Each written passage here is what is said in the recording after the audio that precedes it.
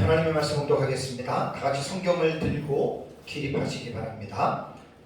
오늘 볼 말씀은 에베소서 2장 19절에서 22절 말씀까지를 제가 공독하겠습니다. 이것은 하나님의 말씀입니다.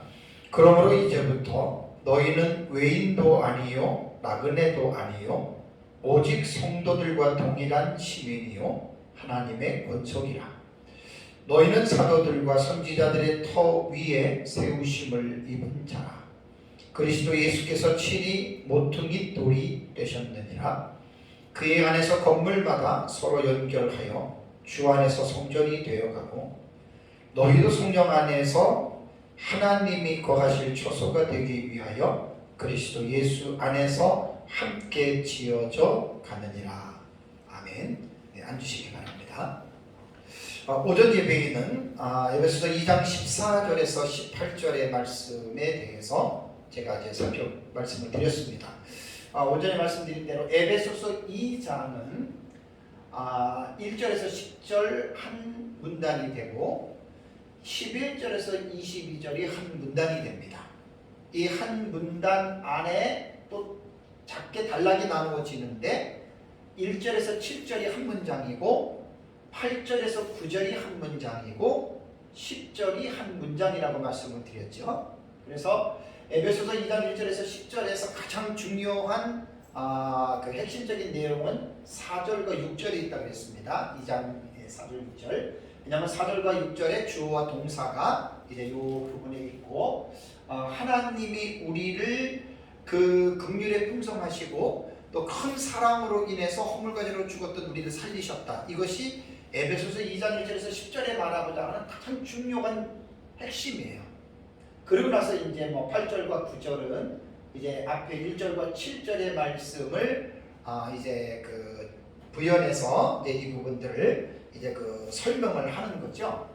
그래서 이제 10절도 마찬가지고, 그래서 그 이유에 대해서 8절과 9절은 소극적인 이유로서 구원은 하나님의 은혜로 구원받은 것이고 너희에서 난 것이 아니니까 자랑하지 말아라고, 또 적극적인 이유는 10절에 선한 일을 행한 너희는 하나님의 작품이고 선한 일을 하기 위해서 하나님이 만드셨다. 그게 이제 2장 1절에서 10절의 한 단락의 이제 중요한 내용입니다. 그리고 이제 11절에서 21절도 한 문단이 되는데 이 문단은 11절에서 13절이 한 문장이 되고요. 14절에서 18절이 한 문장이 되고 19절에서 22절이 한 문장이 됩니다.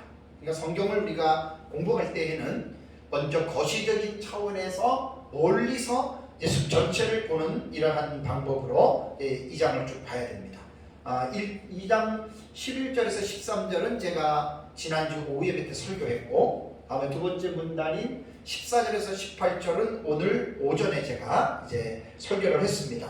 14절과 18절이 한 문장인데 이 14절에서 18절도 이제 우리말로 보면 한 문장으로 나오잖아요. 그죠? 한 문장으로. 그러면 이 14절에서 18절에 주부와 술부를 먼저 이제 우리는 문장을 볼 때는 그걸 먼저 잡아내야 됩니다. 주어가 뭐고 수어가 뭐냐? 그러면 문장이 딱 그 중심이 잡히는 거예요. 그래서 주부와 술부가 14절 초반절에 다 있어요. 그는 우리의 화평이신지라. 이거 이제 주부가 이제 그는 바로 예수 그리스도를 말하는 것이고, 다음에 술부는 예수 그리스도는 우리의 화평이 된다. 이게 이제 14절에서 18절 그 단락에서 이제 말하고자 하는 이제 그러한 중요한 이제 내용입니다. 그러고 나서 이제 14절에서 18절의 내용을 보면은 예수 그리스도가 우리의 화평이신데, 화평을 이루시기 위해서 예수 그리스도께서 어떻게 하셨냐? 그분이 둘로 하나를 만드셔서 원수된 것이고 중간에 막힌 담이라 그랬습니다. 자기의 육체로 헐어주셨다. 그래서 그 원수 관계가 풀린 거예요. 그래서 수평적으로 볼 때는 유대인과 이방인들의 그 담이 무너졌고, 수직적인 차원으로 볼 때는 하나님과 죄인들의 관계가 바로 담이 무너졌는데 그것이 바로 예수 그리스도의 육체로 허물로 들이셨다. 그것이 십자가의 이제 피로 이루신 공로를 말했고요. 그 다음에 또 이제 예수님께서 하신 사역이 뭐냐면 법조문으로 된 계명의 율법을 폐하셨다라고 했는데, 우리는 이 폐하셨다라고 하는 이 우리말 번역은 폐했다라고 읽으면 안 됩니다. 무력하게 하셨다 정도로 보는 것이 좋고요. 그러면서 예수님이 이 둘로 자기 안에서 한 세 사람을 지어서 화평하게 하셨다. 둘을 한 세 사람, one human이에요. 참 기가 막힌 표현입니다.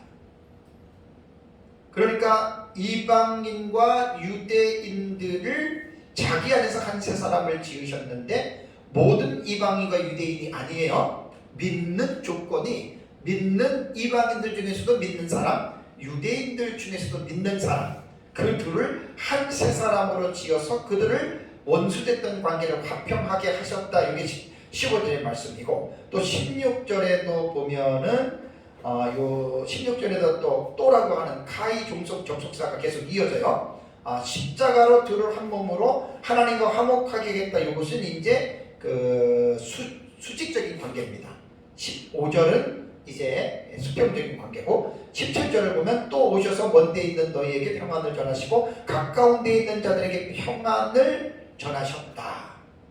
이제 예수님께서 십자가의 피로 이것을 이제 승천하신 그리스도의 사역이라고도 볼 수 있다라고 말씀을 드렸습니다. 그 다음에 이제 18절에 와서 또 이는이라고 하는 호티라고 하는 종속 접속사가 또 연결이 됩니다. 그러니까 계속해서 문장을 끊어서 읽지 말고 계속해서 연결시켜 읽으라는 거예요. 그러니까 14절에서 18절은 한 문장이거든요. 그래서 이제 이는 뭐냐면 예수로 말미암아 우리들이 한 성령 안에서 아버지께 나아감을 얻게 하려 하셨다. 예수 그리스도께서 이 세상에 오시지 않았다면 이러한 일들이 이루어지지 않는 거예요.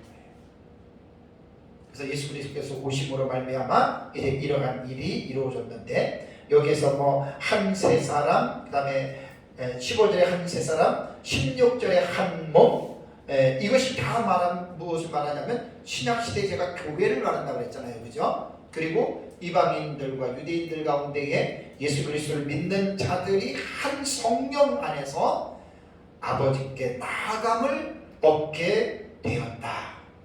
참 너무나 기가 막힌 내용입니다. 다 이제 오늘 이제 말씀드릴 내용은 2장 마지막 부분이거든요. 19절에서 22절의 말씀을 제가 이제 전하겠습니다.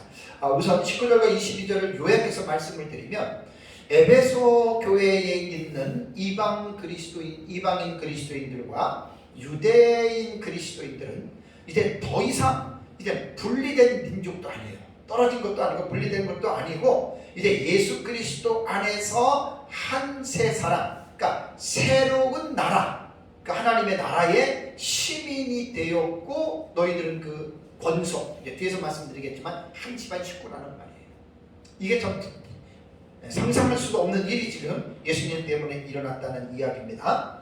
그리고 이제 여기서 그치는 것이 아니고 뭐냐면 주님의 몸된 교회의 일원이 되어서 너희들은 이제 하나의 거룩한 공동체 안에서 너희들은 지금 성장하고 있다. 놀라운 일이잖아요.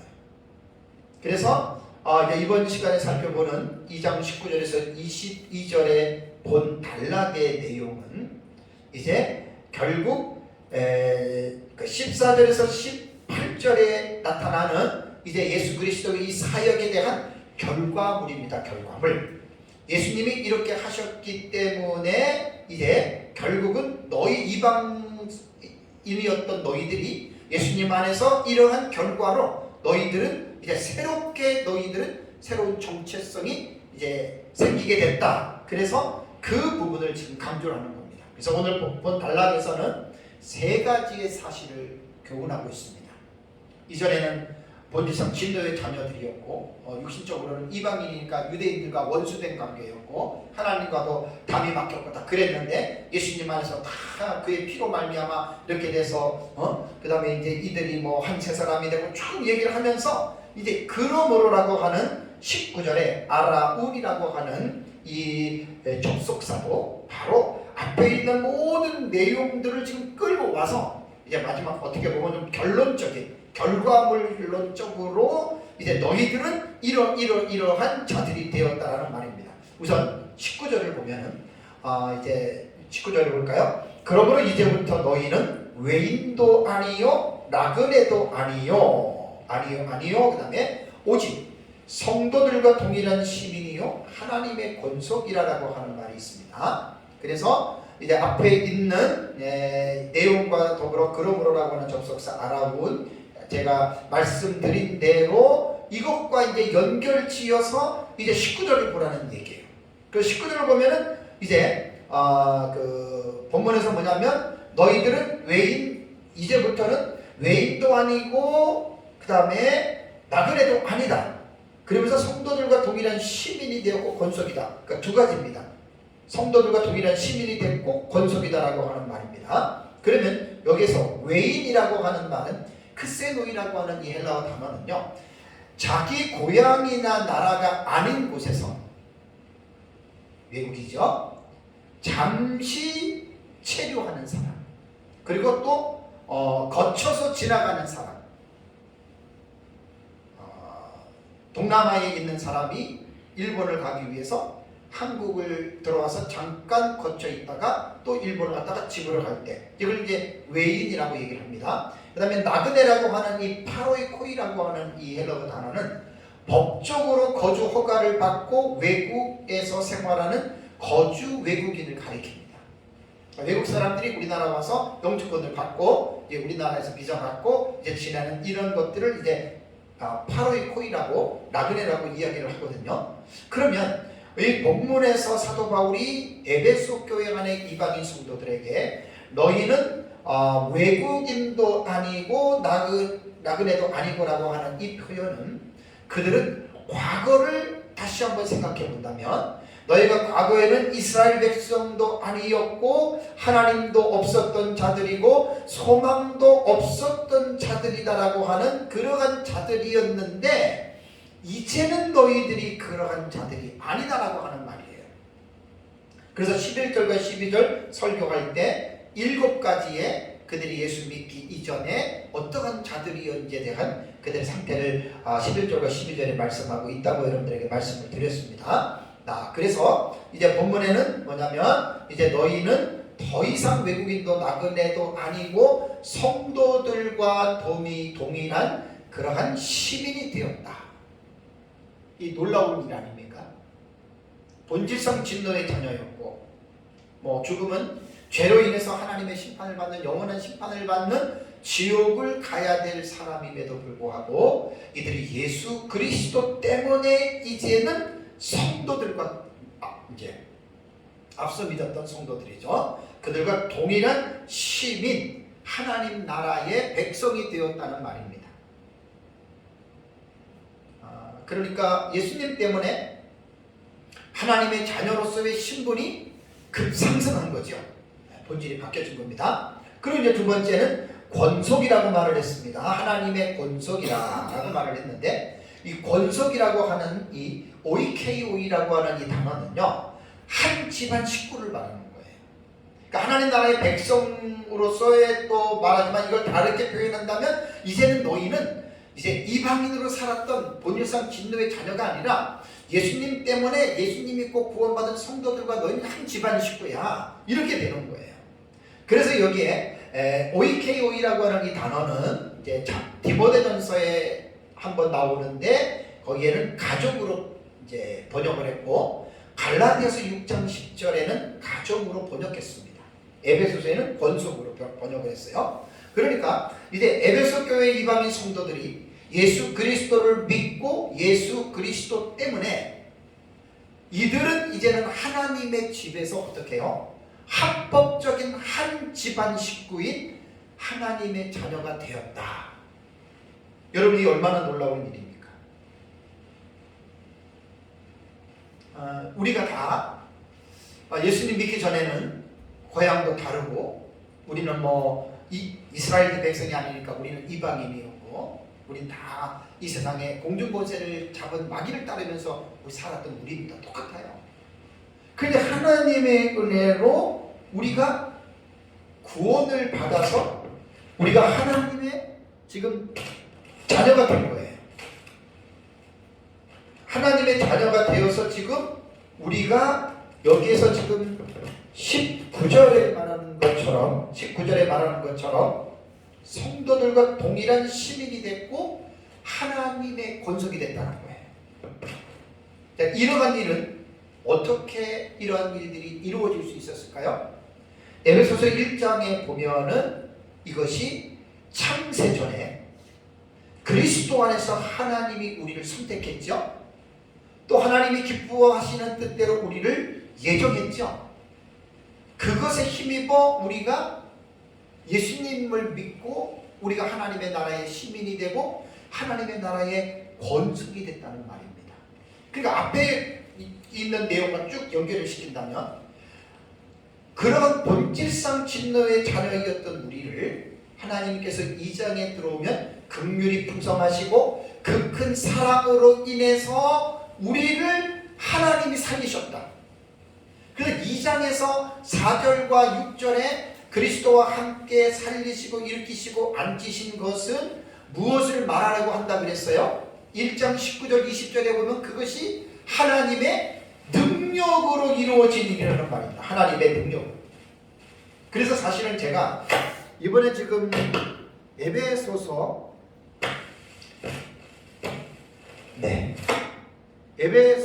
지금 요 2장에 대한 죄송합니다. 이게 좀 선이 접속이.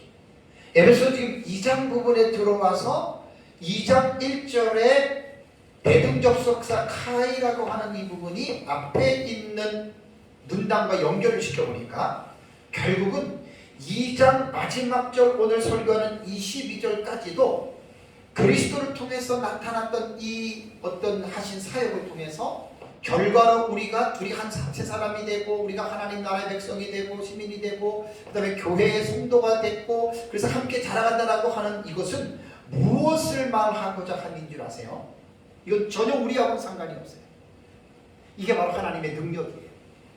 그것이 19절부터 쫙 지금 2장 마치는 시점까지 하나님의 능력을 지금 강조하는 거예요.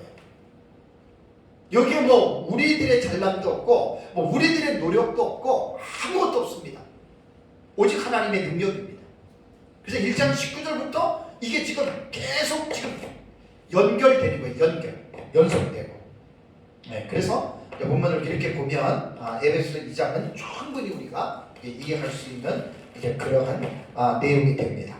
자, 그러면 이제 두 번째는 이스라엘 백성들이 이제 그리스도 안에서 그들이 정체성입니다. 첫 번째는 하나님의 나라 시민, 하나님의 권속이 되었고, 두 번째는 20절을 보니까 사도들과 선지자들의 토대 위에 너희들은 서 있는 자다. 그들의 어떤 존재하는 그들의 어떤 그 근거 혹은 기초가 뭐냐? 그 20절을 볼까요? 너희는 사도들과 선지자들의 터 위에 세우심을 입은 자라. 그리스도 예수 안에서 친히 오뚜기 돌이 되셨느니라. 20절에서 두 가지 내용 살펴봐야 됩니다. 첫 번째는 사도들과 선지자들의 터 위에 너희들은 서 있는 자들이 됐다. 이 말은 뭐냐면 사도들과 선지자들이 없으면 아니면 너희도 존재할 수 없다라는 이야기입니다. 너희가 오늘날에 존재하는 것은 바로 사도들과 선지자들을 기억하라라고 하는 말인데요. 그렇다면 사도들이라고 하는 이 단어는 아포스톨론입니다. 아포스톨론, 원래 아포스톨로스라고 하는 이 보내다라고 하는 동사에서 온 거예요. 자, 아포스톨론이라고 하는 이 단어는 고전 헬라어에서, 그러니까 이 단어가 사용했던 헬라권에서는 아주 고대에는 동사적 형용사로 사용이 되다가 그 후에는 아포스톨로스는 명사로 이제 이렇게 사도로 사용이 됐습니다. 이 뜻은 보내다라고 하는 뜻하는 그 아포스텔로라고 하는 동사가 보내다라고 하는 동사인데, 여기에서 유래가 되어서 이제 사도는 그 기본적인 의미는 보내심을 받은 자. 우리는 이렇게 이해를 하잖아요. 그럼 신약 성경에서 이 아포스톨로스는 80번 나옵니다. 80번 나오는데 신약 성경에서는 고전 헬라어의 경우와는 다릅니다. 제가 왜 헬라어가 나오면 고전 헬라어를 이야기를 하고 그 다음에 70인 여권은 히브리어를 헬라어로 번역한 거잖아요. 주전 미서기에. 그러니까 이 70인 여권을 이야기할 때는 히브리어를 헬라어를 어떻게 사용했느냐 상당히 지금 중요한 거예요. 그러면서 이제 세 번째는 신약 성경에 나타난 헬라어의 그 의미를 제가 항상 설교할 때 원어 사전에서 제가 정리해가지고 말씀을 드리잖아요. 그러니까 요 신약 성경에서는 이 아포스톨로스라고 하는 말이요, 오직 사자라고 하는 일반적인 의미로 사용이 되었는데 무엇보다도 하나님의 특정한 직무인 원사도들을 말할 때 이 단어를 확고하게 썼습니다.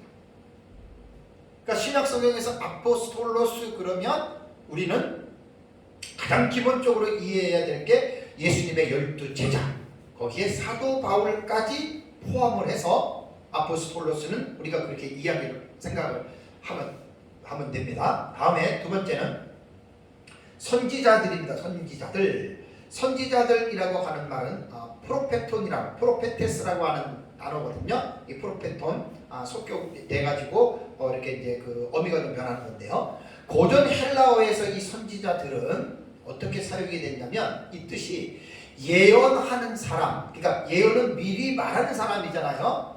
고전 헬라어에서도 그 프로페톤이라고 하는 프로페투스라고 하는 이 선지자들은 미리 말하는, 그러니까 헬라 사상으로 볼 때는 그 옛날에 보면은 그 영화 같은 데 보면은 그 신전에서 그 여사제들이 신으로부터 신탁을 받잖아요. 그죠? 계시를 받아서 말하는 이제 그러한 사람을 이제 고전 헬라어에서는 그렇게 사용을 했습니다.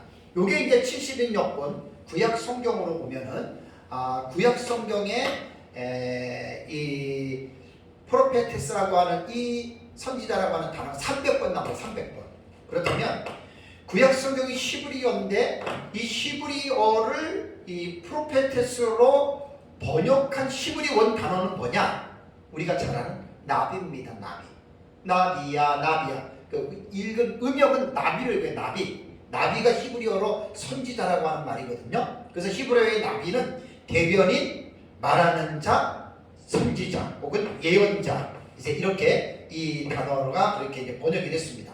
그래서 구약 성경의 선지자들의 기능을 보면은 하나님의 영으로부터 받은 계시들을 말하는 사람입니다. 이게 이제 막 무아지경 상태에서 말하는 경우도 있고, 이렇게 이제 구약 성경의 나비라고 하는 단어의 의미가 그런 거거든요. 그래서 또는 하나님의 말씀을 받아들이고 그것을 선포하는 것. 그래서 이스라엘 백성들에게 있어서는 이것이 그들의 문화권 속에서는 아주 자연스럽게 받아들여졌습니다. 그러니까 하나님을 대신해서 하나님에게 계시를 듣고 하나님의 그 계시를 자기들에게 전해주는 매개체의 역할을 하는 사람이 바로 나비다, 선지자다, 이렇게 이제 그 구약 성경이 그 단어가 나비가 단어가 이제 프로페테스로 이렇게 번역이 됐습니다. 자, 세 번째는 신약 성경에서 이 프로페테스는 어떻게 됐느냐? 신약 성경이 약 144번 나온다 그래요. 이 단어가 선지자가. 자, 그런데 제가 쭉 설교 준비하면서 원어 사전에 쭉 들어가 봤더니 신약 성경에는 여러 가지 좀 의미들이 있는데 예수님과 세례 요한을 선지자로 불렀습니다. 그게 프로페테스입니다. 그리고 신약 성경이 기록될 당시에 교회 내에 선지자들이 있었습니다. 사도행전 11장을 보면은 사도행전 11장 13장인가 15장에 이렇게 보면은 선지자들이 예루살렘에서 안디옥에 이르렀다라고 말씀이 나와요. 그래서 그 선지자들 중에 한 사람이 누구냐면 아가보라고 하는 사람을 프로페테스, 선지자라고 이야기를 합니다. 그래서 사도행전 13장 1절을 보면 안디옥 교회에 선지자들과 교사들이 있으니 곧 바나바와 니게르라 하는 시므온과 구레네 사람 루기오와 분봉왕 헤롯의 젖동생 마나엔과 및 사울이라. 그러니까 안디옥 교회에 선지자들도 있고 교사들도 있었다. 또 사도행전 15장 32절을 보면 유다와 실라도 선지자라. 그러니까 사도행전에서 복음을 전파하는 그 시기에 선지자들이 있었습니다.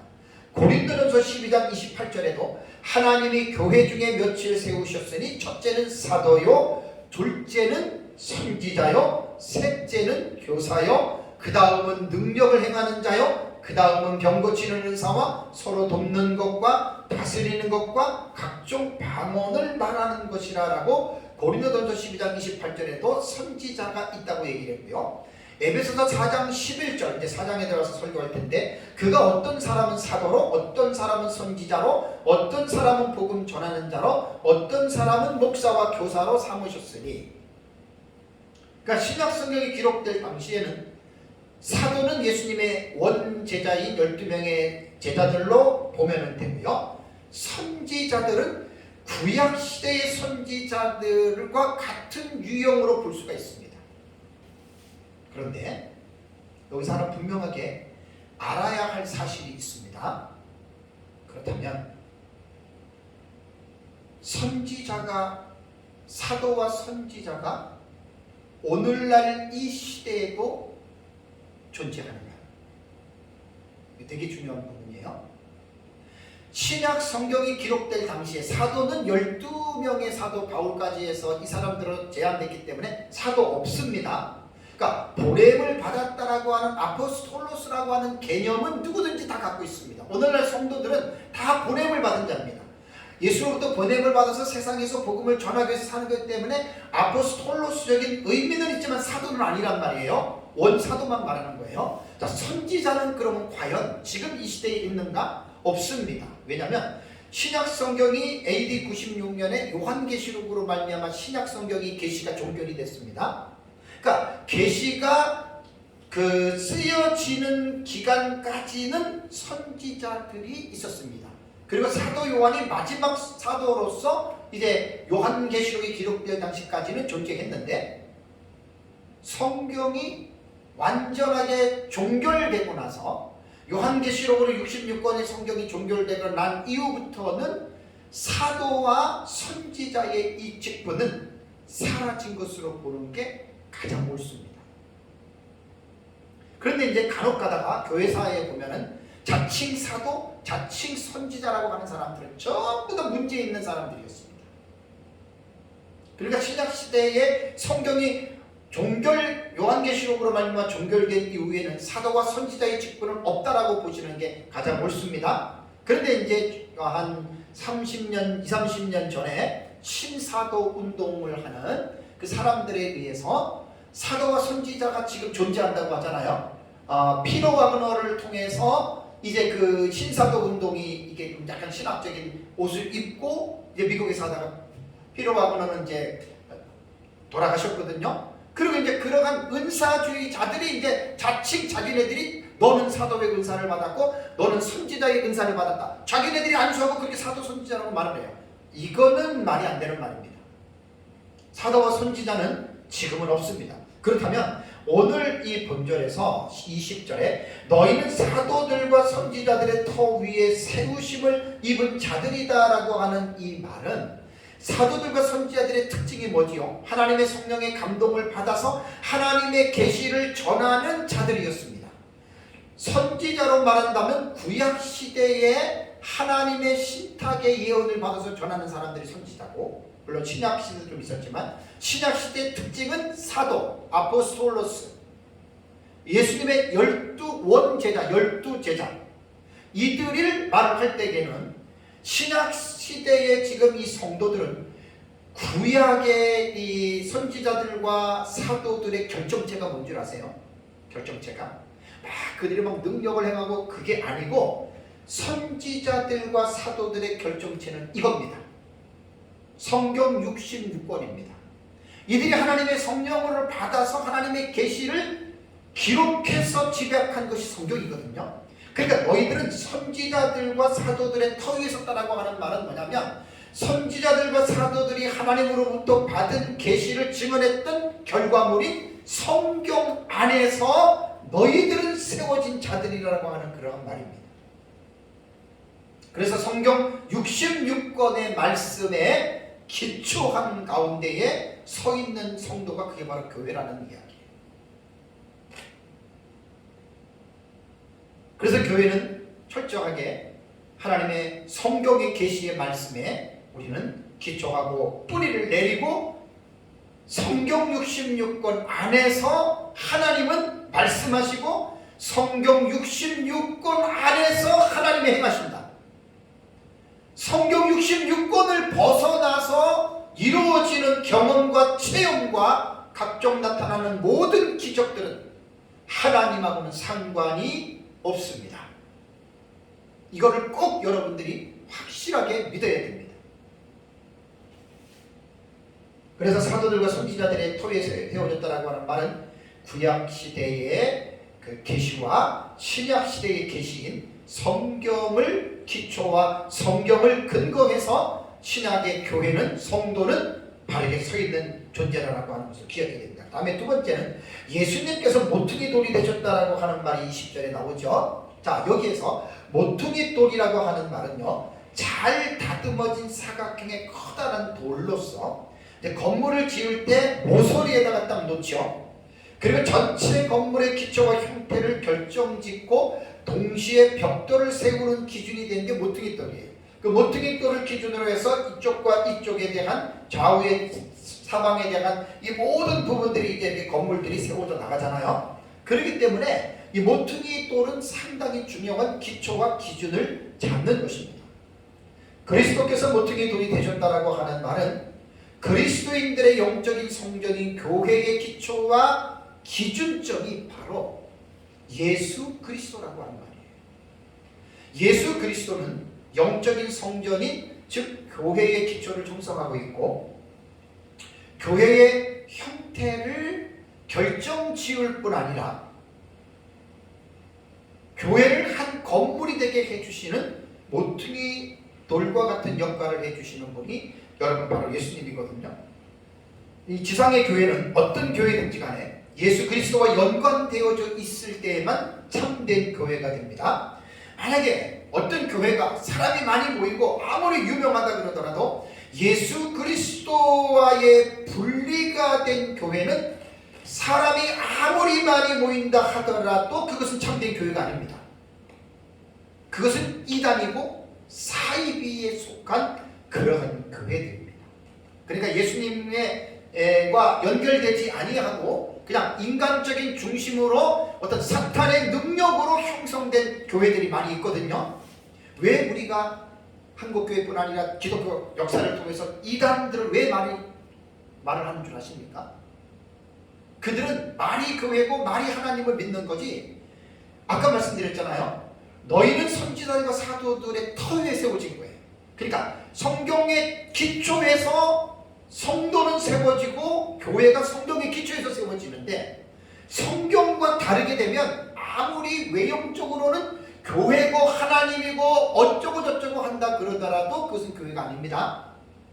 한국만 하더라도 이단들이 얼마나 많습니까? 여러분 신천지가 자기네들 나름대로 교회라고 하는데 신천지가 교회입니까? 예수 그리스도의 모퉁이 돌이 아니고 이만희가 모퉁이 돌이 된 거예요. 여호와의 증인 몰몬교, 안식교, 그 다음에 하나님 어머니 하나님을 믿는 장길자, 뭐지요 거기가? 하나님의 교회, 그죠? 예? 그 전부 다 그런 교회들이 뭐예요? 한국의 이단인 베레아 측이라든가 만민중앙교회라든가 예루살렘 교회라든가 그 다음에 이단적인 시비를 받고 있는 교회들이 얼마나 많습니까? 그 성도들이 몇십만 명 되는 데도 있잖아요. 왜 그런 데가 이단이고 잘못된 데라고 하는 줄 아십니까?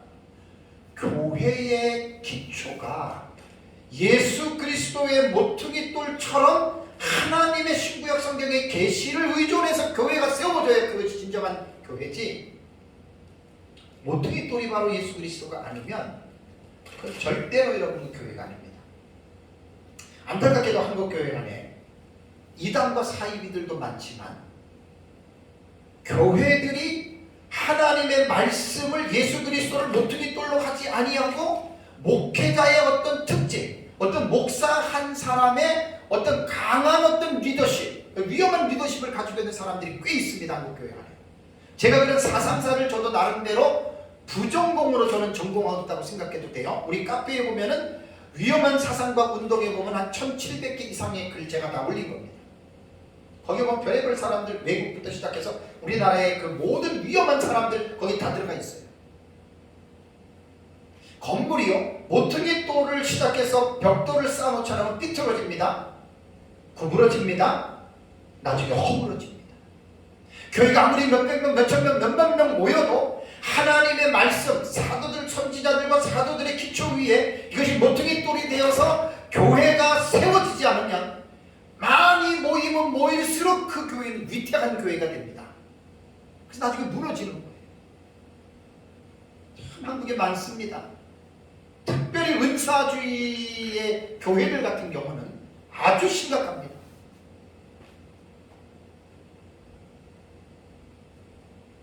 그래서 20절을 보면은 이제 예수께서 친히 모퉁이 돌이 되셨다. 이 부분을 잘 이해해야 됩니다. 다음에 이제 한 가지 더 놀라운 게 뭐냐면 이제 예수님 안에서 이제 너희들은 성전으로 지어져 간다라는 말이 있습니다. 21절과 22절을 볼까요? 참 이게 기가 막힌 표현입니다. 그에 한해서 건물마다 서로 연결하여 주 안에서 성전이 되어가고 너희도 성령 안에서 하나님이 거하실 처소가 되기 위하여 그리스도 예수 안에서 함께 지어져 가느니라.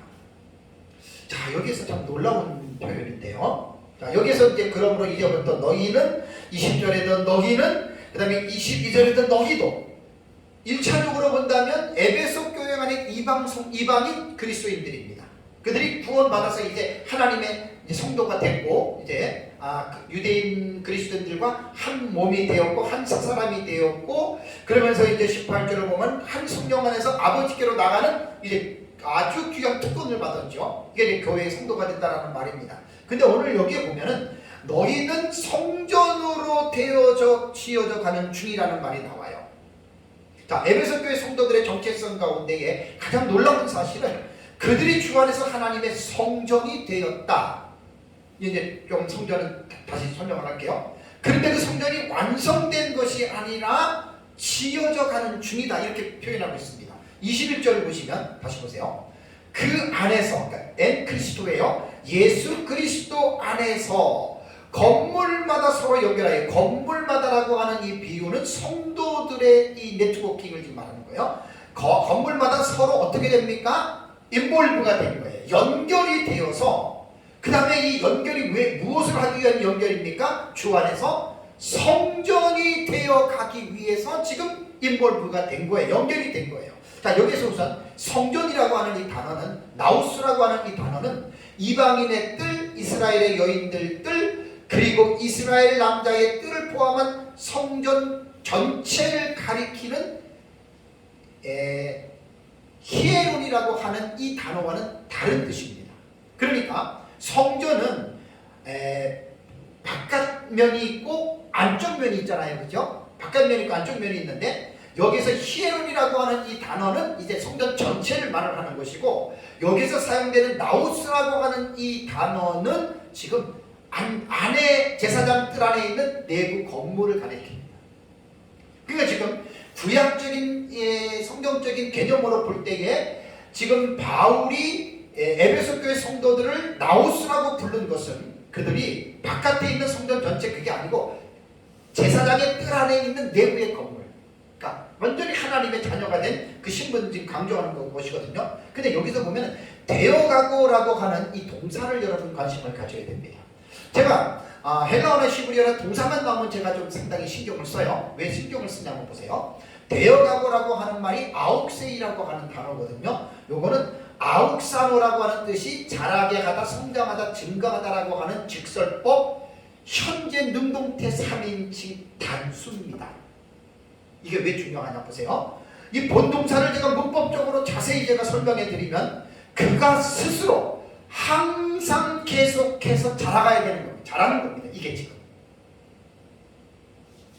여기서 현재 능동 3인 단수하면 개개인입니다. 성도 개개인이 능동태니까 스스로 항상 현재니까 계속해서 어떻게 해요? 지금 자라는 거예요. 성전을 지금 지어가고 있는 거예요. 곧 성장하는 것을 말하는 거예요. 여기서 한 가지 우리가 놓치면 안 될 것이 인간의 책임적인 면을 잊어버리면 안 됩니다. 자, 성도는 그냥 우리는 성전의 일부라고 말을 했는데 성전은 그냥 가만히 있는다고 그냥 더불어 지어져 가는 게 아니에요.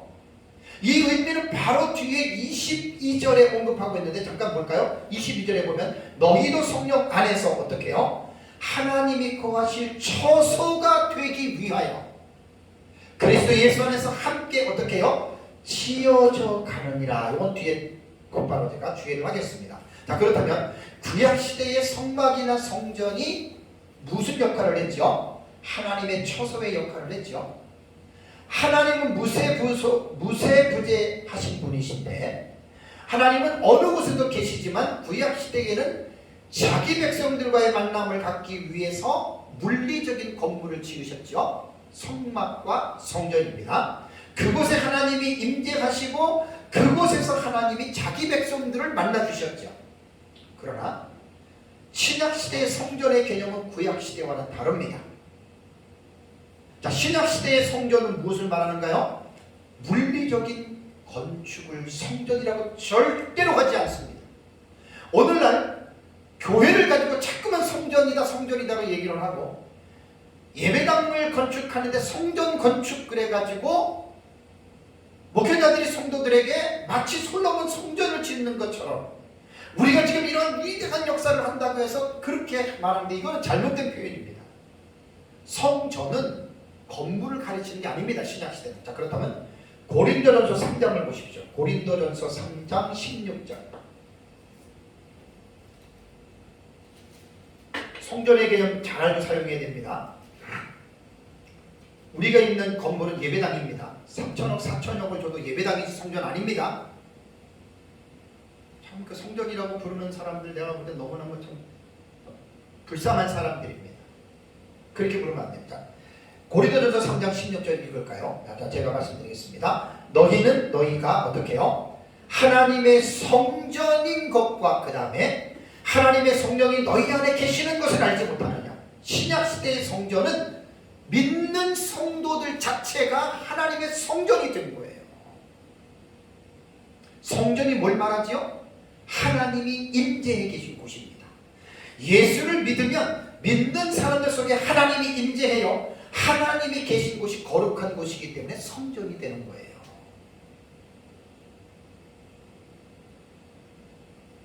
근데 본문에서 교훈하는 중요한 의미는 뭐지요? 성전이 완성이 된 게 아니에요.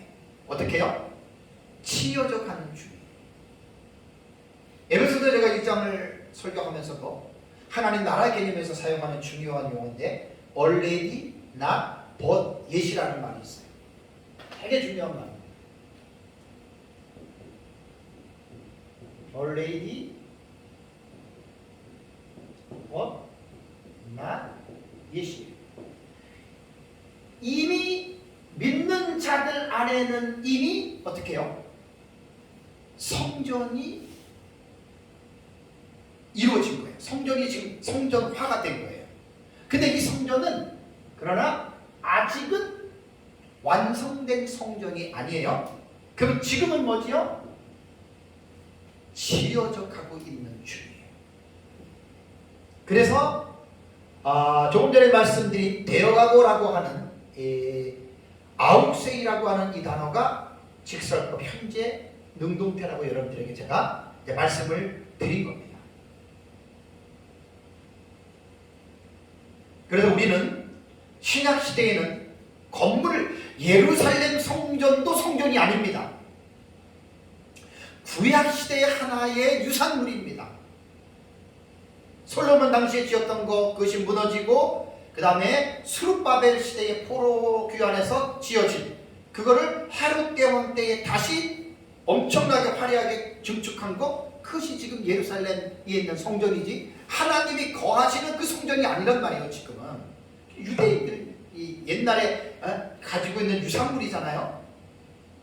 지금 신약시대에는 건물을 자꾸만 성전 하면은 그건 정말 성경을 잘못 알고 있는 사람들이에요. 교회가 어떻게 예배당이 성전이 될 수 있습니까? 건물이죠. 건물. 유럽 같은 데에는 17, 8세기에 엄청난 어떤 부흥할 때에 큰 예배당 성당들이 많았잖아요. 그 지금 성도가 없으니까 도서관도 되고 디스코텍으로도 바뀌고 뭐 다 바뀌잖아요. 어떻게 성전이 그렇게 될 수 있습니까? 아닙니다. 그냥 집입니다. 건물입니다. 22절을 다시 에베소 1장 22절을 보면은 너희도 성령 안에서 하나님이 거하실 처소가 되기 위하여 그리스도 예수 안에서 함께 지어져 간다. 여기에 함께 지어져 가는이라고 하는 이 동사가 시노이 코도메이 세데라고 하는 이 동사거든요. 이것은 시노이 코도메오의 직설법, 이것도 현재입니다. 근데 태를 보니까 수동태 2인 복수입니다. 너희들이 지금 지어져 가는 건데 수동태이기 때문에 함께 지금 지어져 가는 거잖아요. 그죠? 수동태이기 때문에. 자, 여기에서 뭐냐면 성령의 역사로 이 성전에 쉽게 말하면 시공자, 책임자는 누구냐? 성령이 지금 해가 나가시는. 그래서 수동태로 아마 이 부분들이 저는 해석을 그렇게 하고 있습니다. 그러니까 함께 지어져 가는 것이 바로 성령의 역사로 이루어지는데, 여기에서 우리가 기억해야 될 게 뭐냐면, 조금 전에도 말씀드렸지만 성도 각 사람 개개인의 책임에 대한 부분을 잊어버리면 안 됩니다. 자, 구원받은 성도는 하나님의 거룩한 성전의 일원이 됐습니다. 하나님은 거룩한 분입니다. 거룩하신 하나님께서 거하시는 처소이기에 성도들은 자기 안에 이루어진 하나님의 성전의 환경을 어떻게 해야 돼요? 깨끗하게 해야 되죠. 그 누가 하는 거죠? 보세요. 단순하게 생각해 보세요. 너희가 하나님의 성전이라고 그랬죠. 그죠? 그럼 인간 안에 인간의 마음이라고 하는 영적인 좌소가 있어요. 하나님이 계시기 때문에 성전이에요. 그럼 우리 안의 내면을 쉽게 말하면 방으로 얘기해 봅시다. 방을 깨끗하게 치우지 않고 1년 내내 먹고 자고 쓰레기 더미를 해놓으면 그 방에 들어가면 어때요? 불결하죠? 매일 물건 정리하고 청소하면 그 방에 들어가면 깔끔하죠?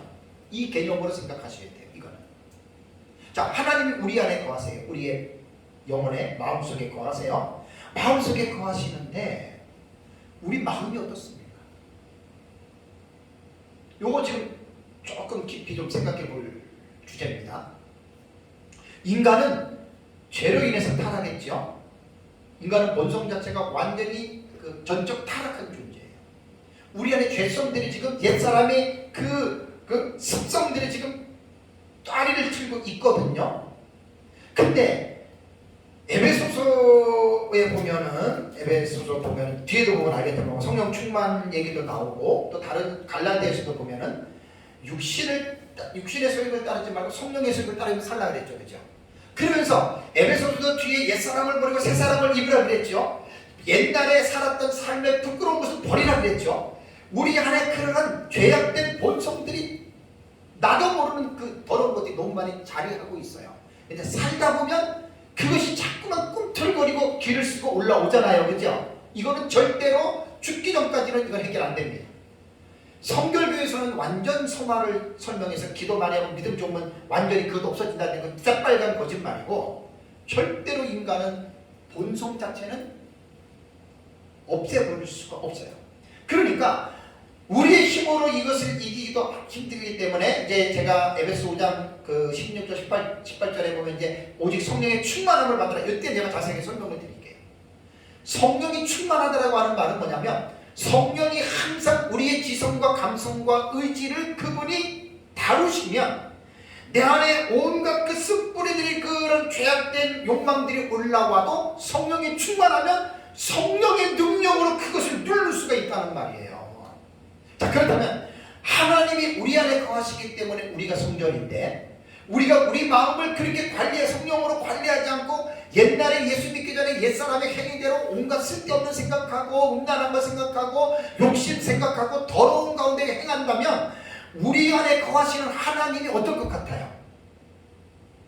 여러분들이 마음을 깨끗하게 정리해놓고 사는 거하고 열흘 동안 치우지 않는 방에 사는 거하고 여러분들의 느낌이 어떻습니까? 이렇게 생각하면 딱 맞는 거예요.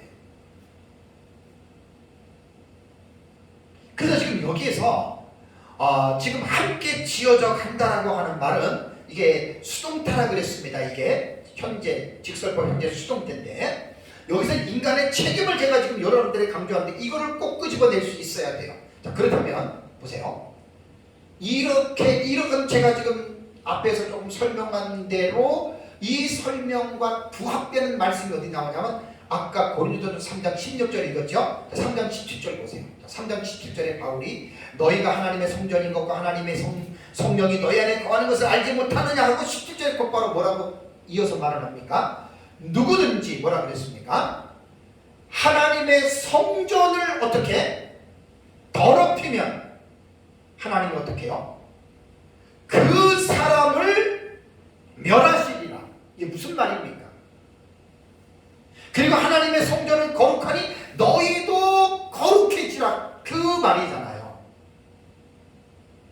예수 믿고 구원받았다고 완전히 우리가 본성은 변했지만 옛날에 삶의 습성들은 죽을 때까지 이거는 못 버립니다.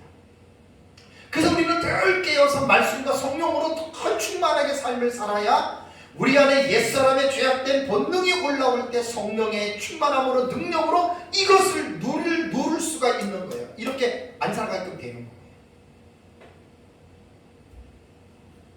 그래서 바울은 누구든지 하나님의 성전을 더럽히면 그 말이 바로 그러한 의미입니다. 그래서 성도는 단순히 구원받았다, 나는 이제 됐다라고 하는 구원받은 것에 대한 만족으로서 살아가는 게 성도가 아닙니다. 우리가 예수 그리스도를 믿고 우리 성도 개개인이 이제 믿는 성도들과 함께 연합된 존재로서 각자가 이제 거룩한 성전의 기능을 잘 유지해 가면서 우리 자신들이 지금 함께 지어져 가니까 성장하는데 그것이 어디까지 성장하는 줄 아십니까? 에베소서의 뒤에 보면은 에베소서 4장 13절을 보시면 우리가 다 하나님의 아들을 믿는 것과 아는 일에 하나가 되어 온전한 사람을 이루어 그리스도의 장성한 분량이 충만한 데까지 이르는다 그 말이에요. 내적인 성전, 내적인 하나님의 성전을 우리가 개인적으로 이루어가는 게 아니라 한 몸으로서 한 공동체로서 이루어가는데 그 이루어가는 최종적인 목표점이 어디냐? 예수 그리스도까지입니다. 이래서 이것이 함께 지어져 가는이라고 이렇게 표현한 거예요. 그래서 여기에서 인간의 책임이라고 하는 이 중요한 어떤 부분을 읽지 못하면 이거 그냥 수동태니까 하나님이 다 알아서 하겠지. 그럼 왜 고린도전서 3장 17절에 하나님의 성전을 더럽히지 말아라, 더럽히면 멸하시리라, 왜 이런 말을 했겠냐는 말이에요. 여기서 인간의 책임을 망각하지 마시라. 어떤 사람들은 구원받으니까 된 거예요. 그러니까 구원받았으니까 이제 남은 생을 복을 받아서 누린다? 그렇게만 생각하는 사람들이 있는데 참 그거 성경을 반쪽 면만 본 거예요. 반쪽 면. 그렇지 않습니다. 교회를 성전으로 비유할 때는 그리스도인 한 사람 한 사람은 성전을 구성하는 각기의 재료들입니다. 성전을 지을 때 각 재료들이 모여서 완성되듯이 그리스도인 한 사람 한 사람이 모여 교회를 여러분 이루어가는 것입니다. 그래서 성도들은 유기적인 연합체, 유기적인 공동체거든요. 서로가 관계가 다 있습니다. 머리가 예수 그리스도입니다. 그리고 머리의 지시를 받아서 교회가 이제 성도들이 움직여지는 거예요. 지체들이. 그런데 놀라운 것이 뭐냐면 지체들 사이에 마디가 있지요. 제 원어 선생님이 서상근 목사님하고 통화하면서 제가 들은 건데 참 기가 막힌 게 4장에 넘어가면은 거기에서 이제 16절에 보면 그에게서 온몸이 각 마디를 통하여 도움을 받음으로 연결되고 결합되어 각 지체의 분량대로 역사하여 몸을 자라게 하며 사랑 안에서 스스로 세우느니라. 여기에서 마디가 뭐냐면 사역자들입니다. 이 부분 제가 설교할 때 이 부분 가면 아주 깊이 있게 제가 하겠습니다. 교회 안에 목회자들, 사역자들의 이 위치가 얼마나 중요한지 아십니까? 이거 정말 너무 기가 막힌 말입니다. 성도들 모아가지고 그냥 참 안타까운. 사역자들은 성도들 각 사람에게 하나님의 말씀을 통해서 그들이 어떻게 움직여야 할 것을, 어떻게 살아야 할 것을, 어떻게 믿어야 할 것을 말씀을 통해서 계속해서 가르쳐 주는 것이 이게 사역자 일이에요. 그래서 이 마귀의 역할인데, 이것을 잘 성도들에게 가르쳐 주면 성도들은 각 지체이기 때문에 이것이 서로가 지금 교류가 되고 움직여지는, 이게 연결이 되는 거예요. 근데 마귀가 이 서로의 이쪽과 이쪽을 연결시켜주는 역할을 마귀가 감당하지 못하면 그냥 이것이 따로따로 놀게 됩니다. 오늘날 교회가 어떻습니까? 성도들 안에서 서로가 이렇게 아주 연합이 돼가지고 움직여야 되는데, 그 사역자가 교회에서 그것을 제대로 가르쳐 주지 않으면 영적으로 하나님의 성전으로서의 이것이 유기체가 이게 움직이지 않아요. 그래서 교회에서 싸움 박질하고 네 잘나니 너 잘났니 그러고, 이게 바로 사역자 마귀의 역할이라고 하더라고요. 사랑하는 성도 여러분, 에베소서 2장 11절과 21절은요 이게 한 문단이거든요. 이 한 문단에서 지금 오후 시간에는 마지막 단락인 19절에서 22절에 대한 이 부분을 여러분들에게 말씀을 드린 겁니다. 조금 한번 정리를 해보면, 에베소서 2장 11절과 22절의 한 문단인데 11절과 12절에서 바울은 에베소 교회 성도들의 과거의 모습을 7가지로 상기시켜줬지요. 11절에서 12절. 그 다음에 근데 이제 이것을 상기시켜주면서 11절에 그러므로 생각하라고 했는데, 여기 문해무어라고 하는 이 동사는요 기억하라라고 번역하는 게 훨씬 낫다고 했어요. 이것이 현재 명령형이라고 했습니다. 그러니까 계속해서 이거를 잊지 말라는 거예요. 그렇다고 과거지향주의가 아닙니다. 그러나 이것은 꼭 알아야 됩니다. 그 이유는 개구리 올챙이적 생각을 못하면 큰일 나잖아요. 저와 여러분들이 구원받아 지금 하나님의 자녀로서의 시민이고 권속이고, 우리는 교회의 일원이고, 한 성령 안에서 우리는 정말 믿는 유대인과 함께 변함없는 하나님의 자녀가 돼서 우리가 하나님의 복을 받고 기쁨과 즐거움을 누리면서 우리가 살아가는 이것이 우리가 잘나서 그런 게 전혀 없다는 거예요. 개구리가 되기 전에 올챙이 쪽을 생각해 본다면 2장 1절과 3절의 내용과 11절과 11절의 내용을 절대 잊지 마시기 바랍니다. 그리고 이제 사도 바울은 오늘 오전에 설교한 14절에서 18절 문단에 보면, 예수 그리스도는 우리의 화평이 되시는 분이시다. 이걸 딱 14절 18절에 말을 하고, 어떻게 예수 그리스도께서 이 화평의 일을 이루셨느냐? 자신의 육체를 십자가에 못 박음으로 우리를 화평하게 하셨는데, 화평하게 하신 범위는 수평적으로 수직적으로 그 막혀있는 담을 예수님께서 자기 육체로 그 담을 허물어뜨렸다. 그래서 이제 오늘 본문에 말씀드린 대로 우리는 더 이상 이제는 외인도 아니고 나그네도 아니고 오직 성도들과 동일한 시민이요 하나님의 권속이 되었다라고 하는 말입니다. 너무너무 놀랍고 너무너무 감사할 일입니다. 이거는 인간의 힘으로는 도저히 불가능한 일입니다. 지금.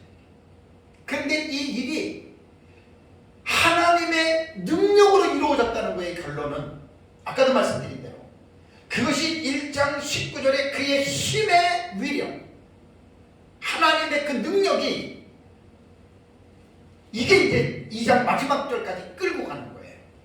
이번에 에베소서 공부하다 보니까 이전에는 생각도 못했는데 와 이렇게 끌고 가는 거예요. 그러니까 하나님의 힘으로 능력을 한 거기 때문에 어느 누구도 자랑할 것도 없고 내세울 것도 없어요. 성부 하나님이 성자 예수 그리스도를 통하여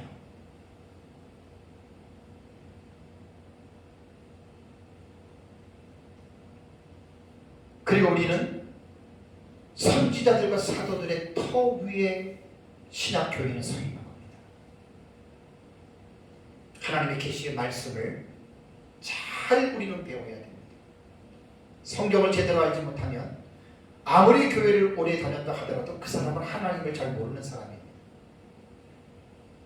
선지자들과 사도들의 터 위에 기억하시고, 마지막으로 놀라운 것은 조금 전에 설교했던 성도는 교회의 이름이 된 거예요. 교회의 이름.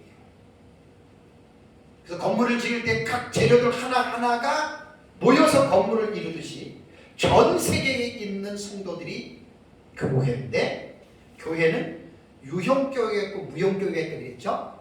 우리 무형교회에 속한 것으로 보면은 전 세계 교회가 하나거든요. 그러면서 이제 이것이 지금 성도가 되면 이미 그리스도의 몸 안에 들어와 있고, 그렇다고 다 된 것이 아니라 already 이미 시작이 됐지만 언 not yet이에요. 아직은 완성되지 않는 가운데에 계속 지금 어떻게 해요? 지어져 가고 있다. 이걸 꼭 기억하시기 바랍니다. 참으로 놀라운 일입니다. 어떻게 이런 일이 일어날 수 있을까? 이것이 바로 하나님의 능력이라고 하는 사실을 잘 기억하고, 저와 여러분들이 이 땅에 살아가는 날까지 우리를 이렇게 놀랍게 신분 상승을 시켜주시고 하나님 안에서 성전의 일원으로 계속 지어져 가게 하는 이 일에 책임의식을 잊지 마시고, 하나님의 말씀을 따라서 성령으로 충만하여 그리스도의 몸을 아름답게 성전을 세워가는데 저와 여러분들이 아름답게 사용되어지기를 예수 그리스도의 이름으로 축복합니다. 다 같이 함께 기도하겠습니다.